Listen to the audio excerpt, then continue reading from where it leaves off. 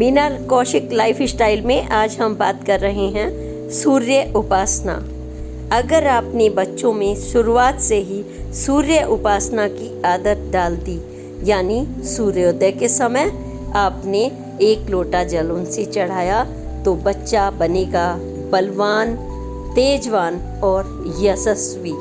हर सफलता कोई उसकी शक्ति नहीं रोक सकती, वह सफलतम व्यक्ति बनेगा, क्योंकि सूर्य उसको स्वयं अपना आशीर्वाद देते हैं। सूर्य ब्रह्मा स्वरूप हैं। जगत की उत्पत्ति सूर्य में ही निहित है। पंचदेवों में सूर्य को प्रमुखता से माना गया है। आप मार्कंडेय पुराण पढ़ें या अग्नि पुराण पढ़ें, तमाम पुराणों में सूर्य का महत्व ज्योतिष की दृष्टि से और पंचदेवों की दृष्टि से, आध्यात्मिक दृष्टि से, चर अचर के ब्रह्म स्वरूप जो हम कल्पना करते हैं, सूर्य के बिना हम किसी भी उत्पत्ति की कल्पना नहीं कर सकते। आकाश गंगा, सैकड़ों हजारों अनगिनत आकाश गंगा हैं और हजारों सूर्य। आज हमने इसी विषय पर यह पोस्ट तैयार की है ताकि आप सभी आत्म विश्वास से भरपूर हों, आपकी सफलता कदम चूमे, आपको किसी के सामने गिड़गिड़ाना ना पड़े, आपके अंदर एक गजब का आत्मविश्वास हो और यशस्वी बने। इसी के लिए आप सूर्य उपासना के महत्व को जानें और हमारी जो पोस्ट है इसमें आप देखिए कैसे सूर्य हमारा उद्धार करने वाले हैं। नमस्कार, मीना कौशिक लाइफ स्टाइल में आपका स्वागत है। आज का विषय है सूर्य उपासना और सूर्य का हमारे जीवन में महत्व। और अगर आप चाहते हैं कि आपका बच्चा बलवान, तेजवान और यशस्वी बने और सफलता उसके कदम चूमे, उसका आत्मविश्वास सबसे सर्वोपरि हो, उसको राज सत्ता सुख मिले, चारों तरफ उसकी ख्याति हो, तो आपके पास सबसे बड़ा और सरल उपाय है जिसमें आपको कहीं कुछ नहीं भटकना। बस अपने बच्चे के अंदर और आपको स्वयं के अंदर भी वही सब कुछ करना है। सुबह स्नान ध्यान के साथ उगते हुए सूर्य को जब हम तांबे के लोटे से एक जल चढ़ाएंगे और हम सूर्य उपासना करेंगे, सूर्य प्राणायाम करेंगे, सूर्य उपासना हमें जिंदगी में वह सब कुछ दे देगी जो भटक कर आपको कहीं भी नहीं मिलने वाला। आपकी सफलता का पूरा सुख, आपको पिता का सुख, आपको ख्याति का सुख, राजसत्ता का सुख कहाँ से मिलता है? सूर्य से। क्यों? मार्कंडेय पुराण में सूर्य की महत्ता भी बताई गई है।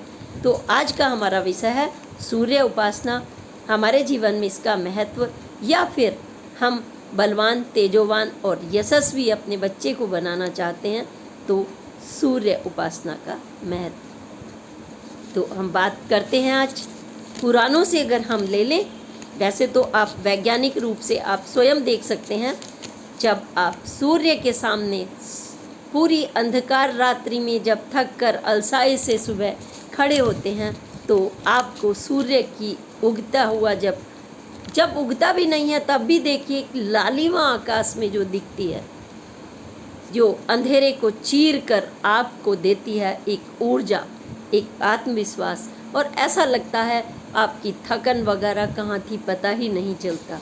यह है हमारे आत्मशक्ति और ऊर्जा का प्रतीक है। तो अगर हम बात करें मार्कंडेय पुराण की, तो सूर्य कौन है? सूर्य ब्रह्म स्वरूप है। तभी हम पूजा करते हुए कहते हैं ब्रह्म स्वरूपेण सूर्य सूर्यायो नमः। जब हम जल चढ़ाते हैं तो यह मंत्र बोलते हैं ब्रह्म स्वरूपेण सूर्य सूर्यायो नमः। तो सूर्य ब्रह्म के स्वरूप हैं और सूर्य से जगत की उत्पत्ति होती है, यानी संसार की। संसार और सूर्य के ही अंदर निहित है संसार। क्यों? क्योंकि सूर्य के बिना तो आप कल्पना ही नहीं कर सकते। ना चर की, ना अचर की, ना प्रकृति की, किसी चीज़ की कल्पना सूर्य के बिना। सूर्य हमारे पंच देवों में इसीलिए प्रमुख देव बताए गए हैं। हमारे पंचदेव को आप जानते ही हैं कौन कौन? भगवान श्री गणेश, भगवान सूर्य देव, माँ आदिशक्ति, भगवान विष्णु और स्वयं सूर्य देव, जो घोड़ों पर सवार होकर ऊर्जा एक कण कण में भर देते हैं। और इनका अगर हम यह भगवान भास्कर यानी सूर्य ब्रह्मा विष्णु रुद्र बनकर जगत का पालनहार हैं। यह सृष्टि करता है, सर्जन करता है, और जब दैत्य रूप में आए हैं तो यही संहार करता भी है, यही सूर्य। आज सूर्य के बारे में हम जब चर्चा कर रहे हैं तो हमें लगता है कि सृष्टि का हमें कितना बड़ा उपहार मिला हुआ है, जिसको हम सोने में दिन गुजार देते हैं, देर से उठते हैं और सूर्य के हम दर्शन नहीं करते उग के, तो हम स्वयं अपने इस उपहार को ठुकराते हैं और अपने सूर्य को कमज़ोर कर लेते हैं। और जब हम सूर्य को कमज़ोर करते हैं, हमारी हड्डियों की बीमारियां, हृदय की बीमारियां, हमारी आत्मशक्ति का कमज़ोर होना, नकारात्मक विचारों का आ जाना, यह सब हमारे अंदर आ जाता है। और हाँ, पिता का सुख भी सूर्य से ही मिलता है, पिता का सुख भी आपको नहीं मिल पाता। राज सत्ता, राज का अनुकूल होना, नौकरी का तो कारक ही नहीं है सूर्यदेव। सूर्यदेव तो स्वामी है आपका, और सिंह राशि का तो वो विशेष स्वामी है। जो सूर्य सिंह राशि क्यों है? आत्म विश्वास से भरपूर क्यों है? वो सारी राशियों पर कैसे राज्य करती है? क्योंकि सूर्य उसके स्वयं स्वामी है, और जिसके सूर्य स्वामी हो उसे कौन डिगा सकता है? कल्पना ही नहीं कर सकते, कोई नहीं कर सकता। तो अग्नि पुराण में सूर्य का उल्लेख अनेकों जगह दिखता है, अनेकों जगह आप देख लीजिए। पूजा का महत्व से लेकर के तमाम सूर्य जो हमें दिखाई देते हैं ना, स्थूल रूप में ऊपर चमकते हुए, वो तो उनका स्थूल रूप है। अगर आप इस ब्रह्मांड की बात करें तो ब्रह्मांड में अनेकों आकाश गंगाएं हैं, अनगिनत, जिनकी अभी तक था नहीं है, हम कल्पना नहीं कर पाते भी। लेकिन इन अनगिनत आकाश गंगाओं में संपूर्ण ब्रह्मांड में कितने सूर्य हैं, अगर आप इसका पता लगाना अभी हमारे वैज्ञानिकों में तक भी नहीं पहुंच पाया। और अगर हम बात करें कुंडली की, कुंडली में सूर्य जिसका जितना बलवान होगा, जितना भी अधिक बलवान होगा, उसे पिता का सुख मिलेगा। पिता तो छत्र छाया है,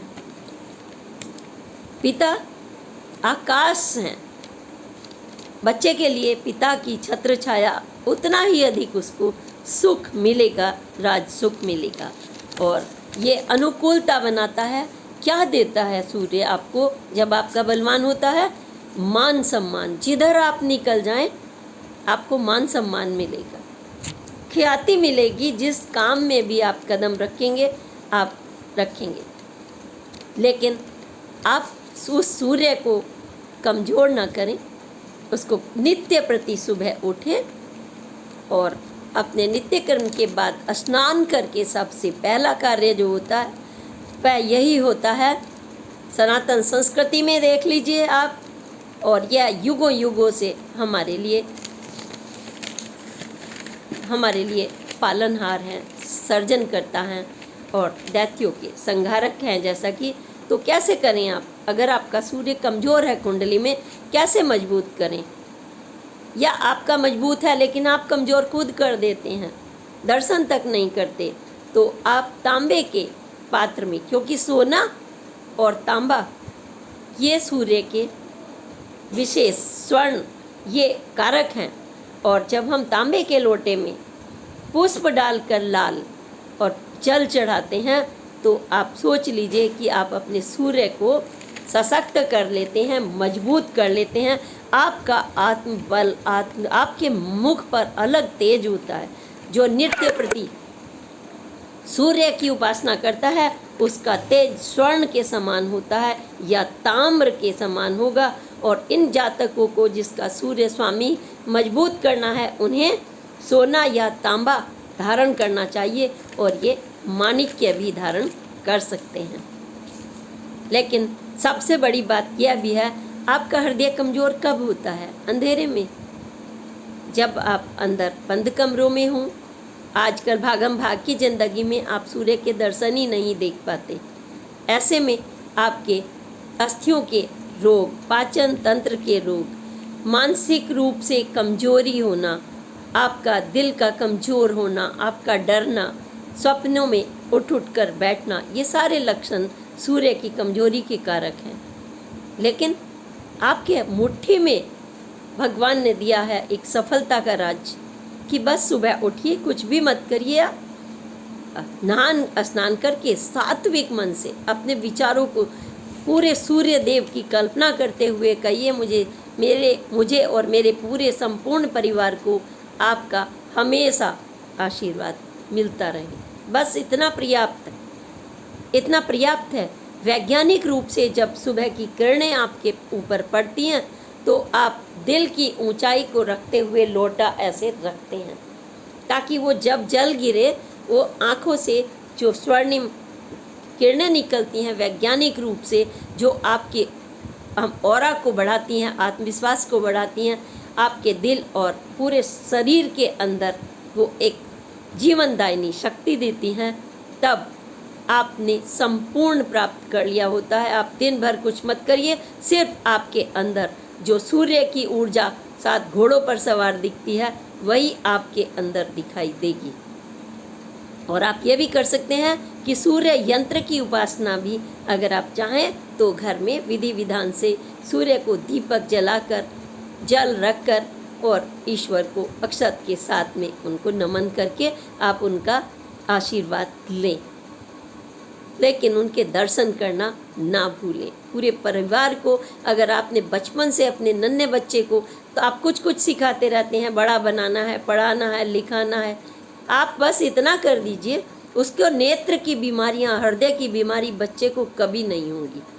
अगर आपने सुबह उनसे नन्हे बच्चे को ये आदत डाल दी, खुद भी खड़े हों उसके सामने, ये नहीं बच्चे को ही, क्योंकि बच्चे के स्वामी आप हैं, माता हैं, पिता हैं। आपका सुख अगर मिलना है तो आपको भी अपना सूर्य मजबूत करना होगा। और आपको खुद मालूम है क्या, सूर्य ही एक ऐसे देवता हैं जो प्रत्यक्ष रूप से आपको दिखाई देते हैं, बाकी को आप अपनी कल्पनाओं से बनाते हैं। सूर्य हमारे जीवन का गहरा सूर्य से नाता है। सूर्य की किरणें प्रत्येक दिन जीवन का सुंदर संदेश कह देती हैं। चिड़िया चहचहाती हैं, नदियाँ कल कल कर उठती हैं, पेड़ झूमने लगते हैं जैसे ही सूर्य देव उगते हैं, उठते हैं, और ये पूरे जग को अपनी रोशनी से नहला देते हैं और फिर लौटते हैं। सूर्य का वैज्ञानिक महत्व, ज्योतिषीय महत्व आप जानकर हैरत अंगेज रह जाएंगे। आप पढ़ लीजिए पुराणों में कहाँ कहाँ सूर्य उपासना का और सूर्य का महत्व बताया गया है। और सूर्य से हमारा मन मस्तिष्क को सबलता मिलती है। मन मस्तिष्क हमारा मतलब उच्च आध्यात्मिकता पैदा होती है और इससे सक्षमता मिलती है।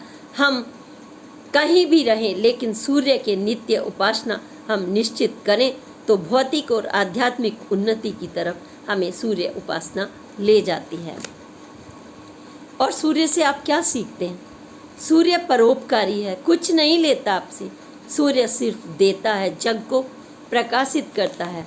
त्याग के देवता के रूप में माने गए हैं।